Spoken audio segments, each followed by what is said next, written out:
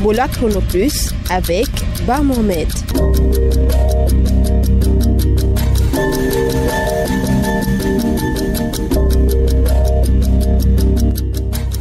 Merci de nous rejoindre dans votre émission de santé Ebola Chrono Plus. Au sommaire de cette édition, à Zérékoré, des actes de violence ont été enregistrés dans un village de la sous-préfecture de Kouroupara. Le maire a été agressé par les habitants d'un village voisin qui l'accusent d'importer Ebola chez eux. Dans quelles conditions se fait la synthèse clinique, ce stage pratique des étudiants en médecine? Les détails, c'est dans cette édition.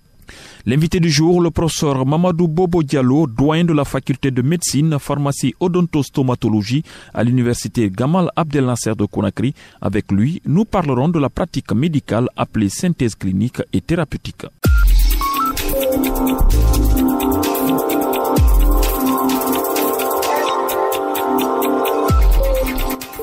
Bonjour à tous. Dans la préfecture de Massanta, 71 personnes sont sorties de suivi sur 94 contacts d'Ebola. Désormais, seulement 23 contacts seront suivis. Les autorités sanitaires rassurent que le renforcement de la surveillance continue dans cette localité. Dr Mamadou Diallo est le directeur préfectoral de la santé de Massanta. Ces 23, ce sont les contacts qui ont été recyclés suite aux cas confirmés que nous avons enregistrés dans le village de Makoïta. Donc les contacts de Gou et les contacts de l'autre village là, les deux qui n'ont jamais été vus, ils vont tous sortir demain et il va rester les 23 contacts recyclés de Makoïta. Donc 5 de Makoïta sortent, plus maintenant les 65 et les 2 de Mourvadou. Et au jour d'aujourd'hui, nous avons reçu 8 médecins épidémiologistes de la part de l'OMS. Ces équipes sont venues pour rapprocher davantage. Nous avons décidé d'installer une base vie à Kouankan Centre pour réduire la distance à parcourir. Makan Soumaoro, vous suivez la situation épidémiologique du virus Ebola en Guinée forestière. Pouvez-vous nous parler de la situation à Kouroupara? Est-ce que le microcerclage porte ses fruits?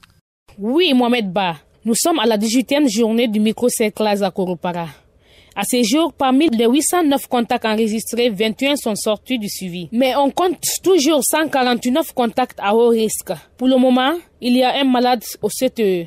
Par ailleurs, nous apprenons que certains villages de Kouroupara sont retombés dans la réticence et ne veulent pas voir les agents de riposte contre Ebola. Suivez ce témoignage de Mohamed Lamine Kaba, un mobilisateur social.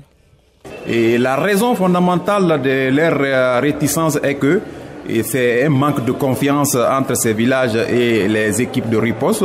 En plus de cela, ils disent qu'ils ont peur. Donc ils disent que c'est les équipes de riposte qui ont Ebola dans leur véhicule. Ils estiment que quand les équipes de riposte vont rentrer dans leur village, ils vont amener de l'Ebola dans leur village. Donc raison pour laquelle non seulement ils ont peur, mais ils n'ont pas confiance à l'équipe de riposte. Macan, il paraît qu'il y a même un acte de violence sur une autorité locale.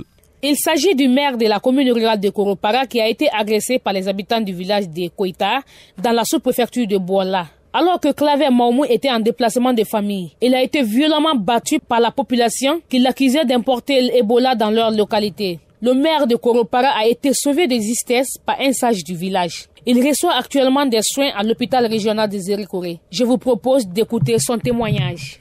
Les gens, quand ils passent toute la journée en train de boire, ils viennent, ils réagissent n'importe comment.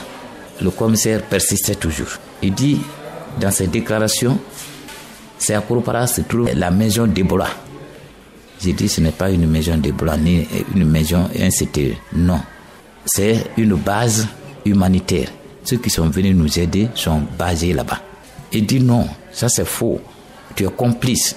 Toi le maire, c'est à travers toi, à cause de l'argent, qu'on a construit la maison d'Ebola chez toi. J'explique, il n'arrive pas à comprendre. À force de persister, la population est venue en grand nombre et que lui-même n'a pas pu gérer maintenant la situation.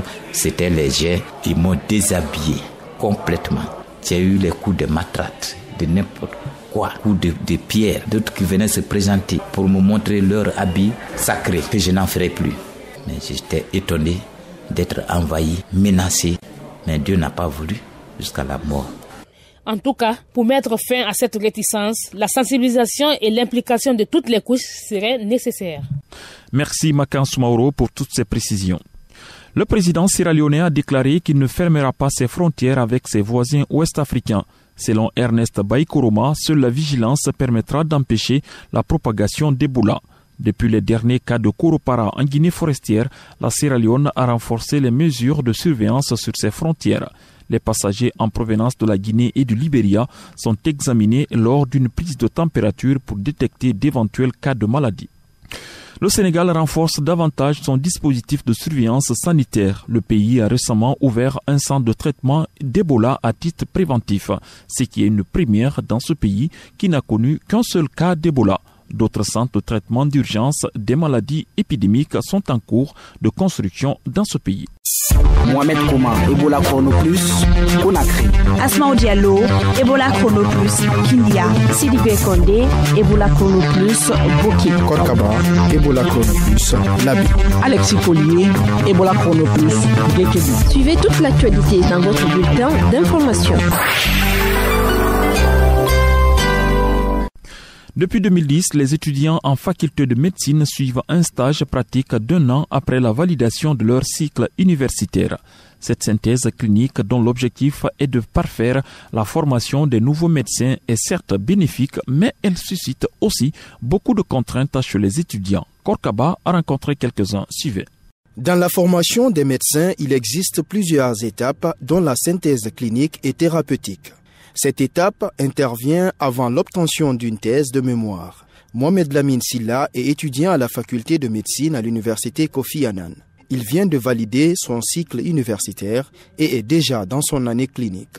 On a passé 6 ans sur les bancs. Il faut faire 1 année de synthèse clinique pour pouvoir faire la synthèse de tout ce qu'on a fait pendant les années antérieures dans les classes et voir la réalité de ce qui se passe à l'hôpital. Donc c'est vraiment très important. Côté formation, ça nous aide beaucoup parce que là, on va dans la pratique. Mohamed et ses camarades de promotion feront 1 année de pratique médicale dans les services de pédiatrie, chirurgie, médecine interne et gynéco-obstétrique. Ce stage pratique permet aux étudiants d'être initiés à la vie de l'hôpital.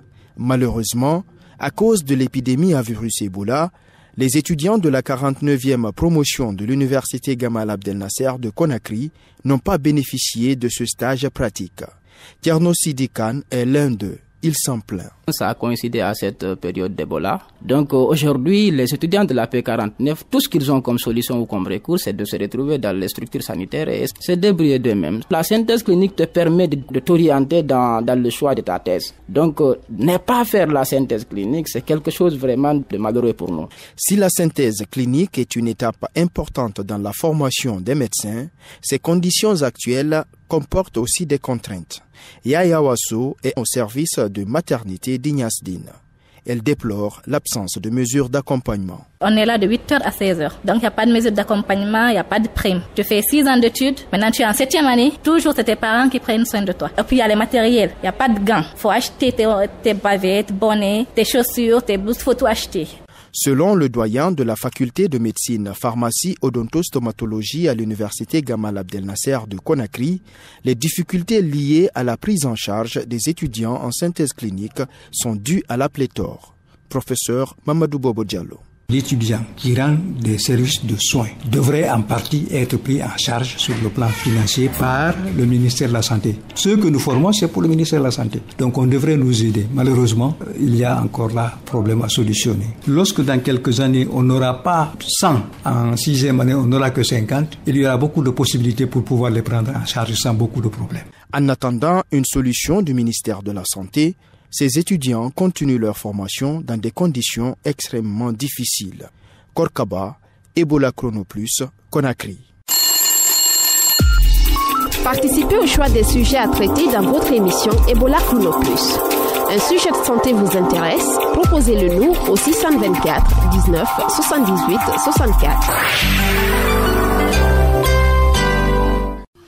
Pause musicale avec Eli Kamano, il nous chante Ebola. Écoutez et on se retrouve juste après.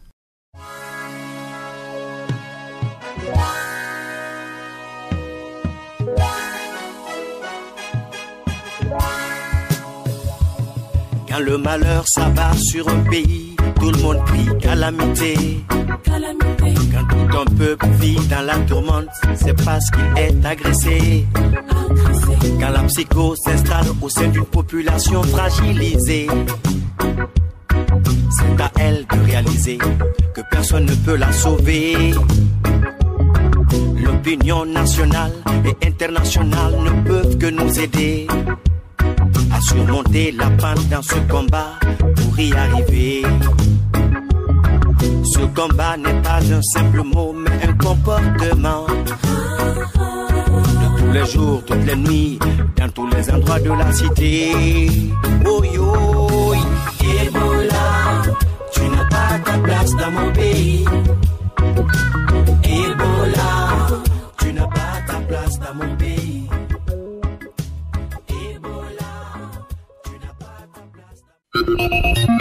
Capsule nutrition avec le docteur Arsène du Programme alimentaire mondial PAM. Question du jour. Que faut-il faire à la maison pour avoir une bonne hygiène du foyer? Pour avoir une bonne hygiène du foyer, mettez les animaux domestiques en enclos. Rendre propre la cour, à savoir la balayer, la nettoyer à de l'eau, la laver. Mettre les déchets à l'écart dans une poubelle fermée ou en tas et les brûler par la suite. Isoler les latrines loin du puits et protéger le puits en le gardant fermé. Faites la vaisselle au savon et à l'eau propre. Ces mesures vous permettront d'avoir une bonne hygiène au foyer. En faisant ceci, vous limitez la contamination de la nourriture et de l'eau et ainsi, vous diminuez le risque de maladie. Les individus vivant dans un foyer propre sont en bonne santé, alors que ceux vivant dans un milieu sale risquent d'être malades. Ebola Chrono Plus, l'invité du jour. Le doyen de la faculté de médecine, pharmacie, odontostomatologie à l'université Gamal Abdel Nasser de Conakry, le professeur Mamadou Bobo Diallo et son équipe ont entrepris depuis fin 2009 des réformes parmi lesquelles l'instauration d'une année de pratique médicale appelée synthèse clinique et thérapeutique pour tout étudiant ayant validé le cycle de 6 ans d'études universitaires. Korkaba l'a rencontré et avec lui, il parle justement des difficultés liées à l'application de cette mesure. Pour nous, il fallait faire un certain temps en médecine interne, un certain temps en gynéco, un certain temps en chirurgie et un certain temps en pédiatrie. En fait, ce sont les 4 domaines les plus importants qui couvrent pratiquement la formation du médecin. Mais il fallait parallèlement à cette décision trouver, si vous voulez, l'encadrement technique, c'est-à-dire la ressource humaine capable d'apprendre à nos étudiants à examiner un malade dans ces différents domaines. Yaslin et Donka, qui constituent les 2 hôpitaux nationaux, ne pouvaient pas prendre tous les étudiants qu'on avait.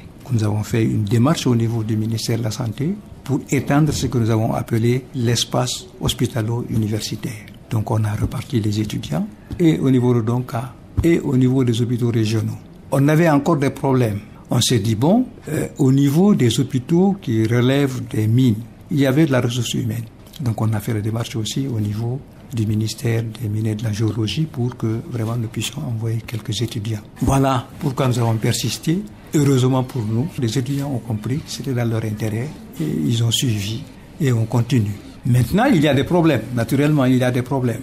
Justement, il y a des défis liés à cette synthèse clinique, que ce soit des défis, disons, liés à des problèmes financiers ou des défis parfois même liés à la formation. Défis liés à la formation, c'est vrai, mais vraiment nous sommes arrivés à les sélectionner. Ce n'est pas seulement pour les étudiants, mais même pour le personnel, parce que nous voulons introduire cet aspect d'encadrement des étudiants dans l'élaboration des dossiers de la promotion académique.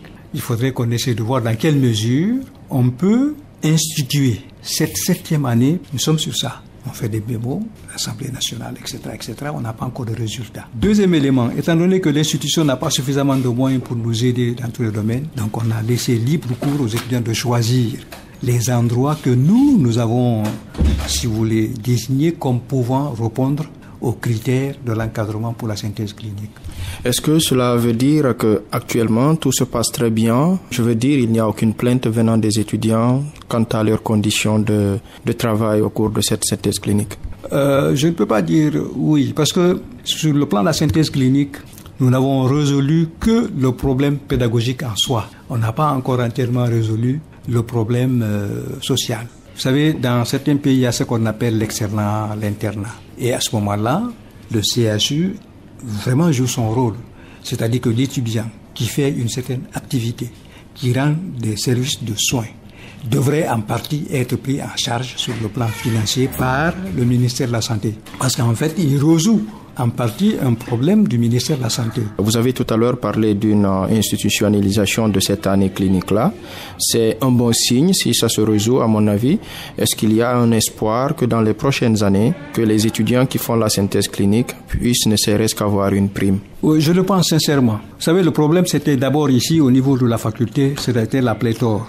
Si vous avez en 6e année 1000 et quelques étudiants, c'est massif pour notre pays. Et c'est difficile à gérer sur le plan financier, il faut le reconnaître. Mais depuis un certain temps, alors on a demandé au niveau de l'État de nous réduire ce nombre d'étudiants et de nous donner ce que nous souhaitons avoir en rapport avec nos capacités d'accueil.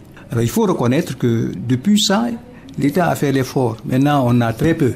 Donc je vois que dans les perspectives, il y aura beaucoup de possibilités pour pouvoir les prendre en charge sans beaucoup de problèmes. Nous savons tous que dans nos CHU, il y a beaucoup de médecins, beaucoup de prestataires de soins dans ces CHU. Et du coup, même quand on envoie les étudiants dans ces CHU-là, ça devient encombrant pour les médecins qui y sont.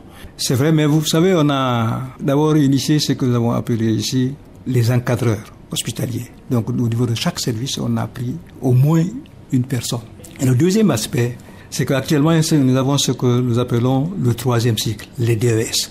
Et ces gens, ces médecins en spécialisation ont aussi la charge d'encadrer nos étudiants hospitaliers. Et ces DES-là, qui sont ces médecins en formation, font ce qu'on appelle le stage rural. Donc nous pensons que dans quelques temps, au moins au niveau des hôpitaux régionaux, nous aurons des unités spécialement, en endocrino, en diabéto, en chirurgie, etc. Et ce seront des médecins formés, spécialistes, qui vont nous prendre en charge nos étudiants ici. Merci beaucoup, professeur. C'était le professeur Mamadou Bobo Diallo, le doyen de la faculté de médecine, pharmacie, odontostomatologie à l'université Gamal Abdel Nasser de Conakry. Ebola Chrono Plus, à vous la parole. À présent, place aux questions des auditeurs avec vous, Sidibé Kondé. Bonjour. Bonjour Mohamed Ba, nous avons encore reçu par message des questions posées par des auditeurs. Voici le contenu du premier message. Salut, je me nomme Mamadou Belaba, je souffre de rhumatisme, je veux connaître ses causes. Alors pour vous satisfaire Monsieur Ba, écoutez la réponse du Dr Ben Youssouf Keita, il est notre consultant. Le rhumatisme, c'est des douleurs articulaires et c'est dû généralement à une complication, généralement d'une infection oropharyngée. C'est-à-dire, soit vous avez eu des maux de dents, des caries dentaires que vous n'avez pas bien soignés, ou vous avez eu des maux de gorge, surtout les angines de gorge, vous n'avez pas bien soigné, et cela est dû à une bactérie qu'on appelle staphylocoque bêta-hémolytique. Cette staphylocoque produit une substance qui a pour prédilection d'attaquer surtout les articulations et le cœur. À la fin, il provoque une insuffisance cardiaque à travers une valvulopathie. Passons maintenant au second message envoyé par Ramata Yula de Mafereya. Pourquoi tous les bébés ont la maladie qu'on appelle Makuru? Non, ce n'est pas tous les enfants qui l'ont. C'est selon le milieu dans lequel vit l'enfant. Makuru, c'est une infection staphylococcique dermatologique. Si un enfant vit dans un milieu où il y a la promiscuité, où l'hygiène n'est pas de rigueur, c'est clair qu'il va avoir une infection de la peau qui se traduit effectivement par ces pustules qu'on appelle communément Makuru. C'est pas tous les enfants qui ont ça.